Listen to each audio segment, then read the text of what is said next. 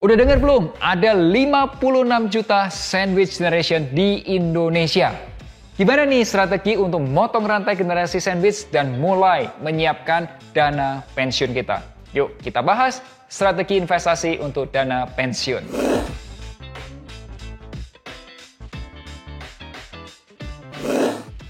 Hai guys, ketemu lagi bersama Melvin Mumpuni. Thank you ya guys buat teman-teman yang sudah subscribe dan nyalain notifikasi di YouTube channelnya Finansialku.com.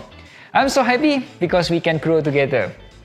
Pas bikin konten ini, aku baca penelitian dari Litbangnya Kompas. Nah, menurut survei Litbang alias penelitian dan pengembangan Kompas, itu bulan Agustus 2022, dari 34 provinsi, memberikan gambaran betapa besarnya jumlah generasi sandwich di Indonesia, mencapai angka 67% dari responden.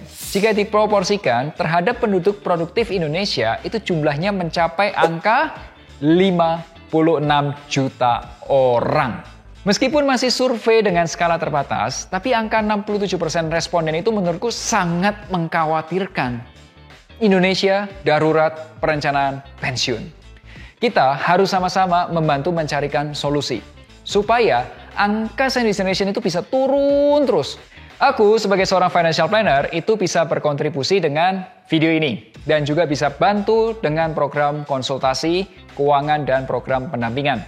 Kamu itu bisa bantu share informasi ini ke keluarga atau juga ke teman-teman kamu. Aku bagi video ini menjadi 3 chapter.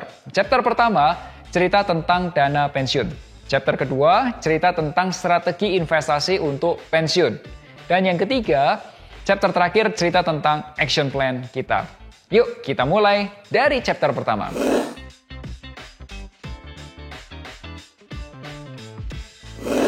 Kenapa sih kok ada generasi sandwich? Simpelnya, karena orang tua belum menyiapkan dana pensiunnya. Karena uang pensiunnya belum ada, bagaimana tuh bisa memenuhi pengeluaran saat pensiun? Ya makanya dibantu sama anaknya. Apakah salah? Enggak sih.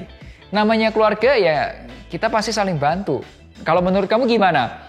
Jika ada orang tua yang masih berpikir anak adalah dana pensiunku. Silahkan di komen. Satu hal yang perlu direnungkan. Coba bayangkan. Seandainya kita bisa membiayai pensiun kita. Karena kita sejak usia muda, sejak usia 30-an tahun, atau mungkin juga 20 tahun sudah mulai berinvestasi. Begitu masuk masa pensiun, mungkin di usia 60-an, kita udah punya dana pensiun yang cukup. Kita nggak perlu lagi tuh bergantung sama anak. Anak kita bisa fokus pada keuangan keluarganya, istrinya, anak-anaknya, ya cucu-cucunya kita, ya agar cucu-cucunya kita nanti bisa mendapatkan pendidikan yang terbaik. Bukankah itu lebih baik?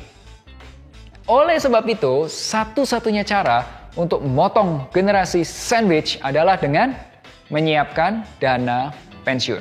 Kita di Finansialku itu banyak bantu klien-klien individu dan juga keluarga yang masih awam terhadap keuangan dan investasi untuk menyiapkan masa pensiunnya. Kami bantu dengan konsultasi keuangan dan juga program pendampingan investasi. Dan inilah cara kami bantu klien-klien kami untuk menyiapkan pensiunnya.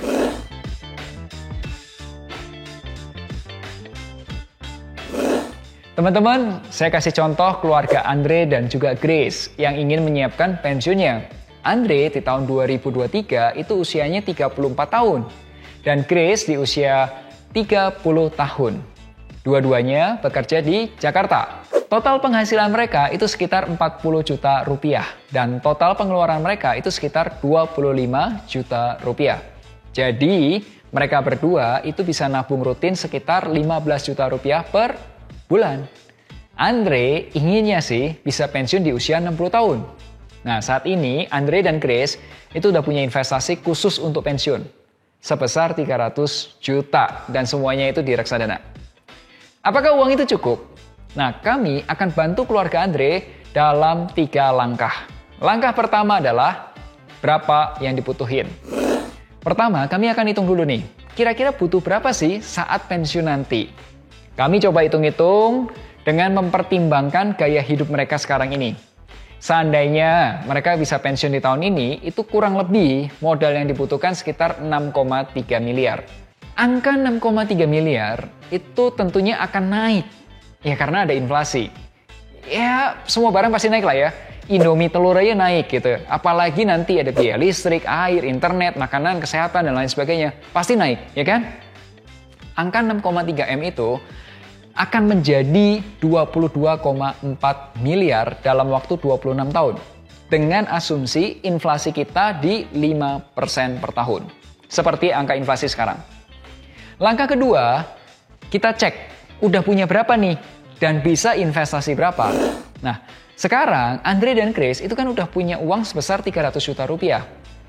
Jika mereka menginvestasikan 300 jutanya, plek semua gitu ya, lamsam gitu, semua plek gitu. Di produk investasi dengan keuntungan 12% per tahun, selama 26 tahun, itu uang 300 juta udah bertumbuh menjadi 5,7 miliar.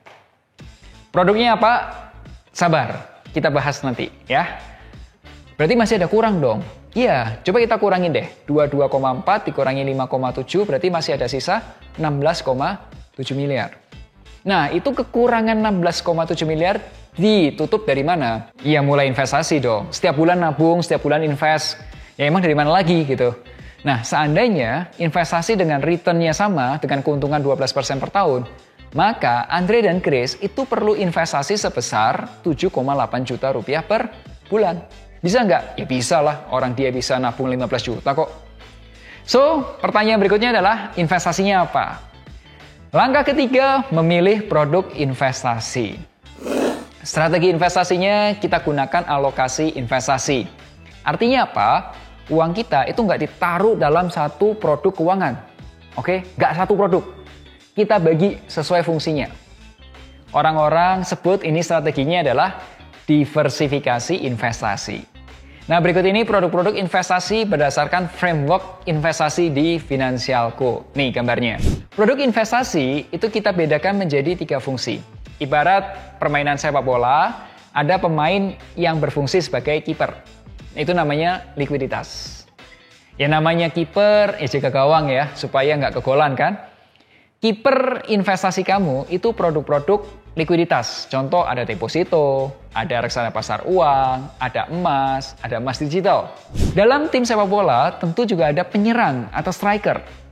Kamu butuh penyerang seperti Lionel Messi atau mungkin juga Cristiano Ronaldo dalam investasinya kamu. Supaya apa? Keuntungannya bisa lebih tinggi. Striker dalam investasi kamu ini namanya capital gain. Contoh, ada saham, ada reksadana, ada DPLK, dana pensiun lembaga keuangan. Dan yang terakhir nih, dalam sepak bola itu ada pemain tengah. Kadang dia bantu nyerang, kadang juga bisa bantu bertahan. Nah, pemain tengah ini itu namanya cash flow. Contohnya apa? Dividen saham, ada fintech peer-to-peer lending, ada equity crowdfunding, ada securities crowdfunding, ada reksadana terproteksi, efek berakun aset, dana investasi real estate atau DIRE, dan surat berharga pemerintah. Contoh nih ya, simpelnya ya, kita ramu nih produknya jadi seperti ini.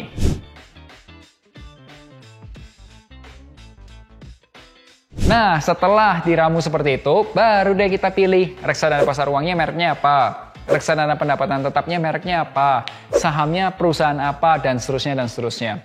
Oke, sampai sini paham ceritanya? Boleh dong, kalau paham kasih like-nya. Thank you ya.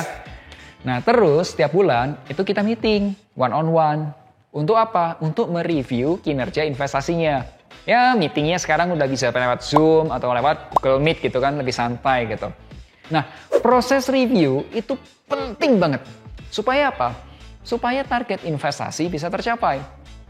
Ya, namanya orang kerja, bikin rencana, dijalanin, perlu direview. Betul kan?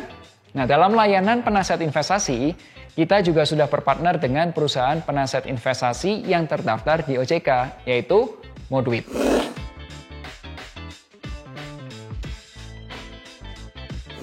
Sekarang ini kamu sudah tahu kenapa perlu menyiapkan pensiun. Kamu juga sudah tahu gimana caranya kita di Finansialku bantu memilihkan produk investasi. Sekarang giliran kamu yang praktek. Kamu bisa belajar lebih detail cara-cara hitungnya di e-book Panduan Praktis Pensiun Bahagia Sejahtera dan Sehat Dana Hari Tua.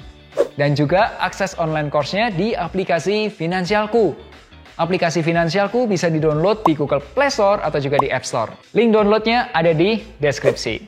Atau kalau kamu butuh bantuan seperti Andre dan Grace, atau mungkin juga klien-klien kami lainnya, oke, kamu bisa konsultasi persiapan dana pensiun bersama Finansialco. Link pendaftaran konsultasi ada di deskripsi. Atau boleh hubungi nomor WhatsApp berikut ini. Ingat selalu, hargai kerja kerasmu. Sampai jumpa di Melek Finansial. Hari Rabu depan, akhir kata, make a plan and get your financial dreams come true. Minku, lu jangan buru-buru pensiun. Udah hitung aja dulu sekarang.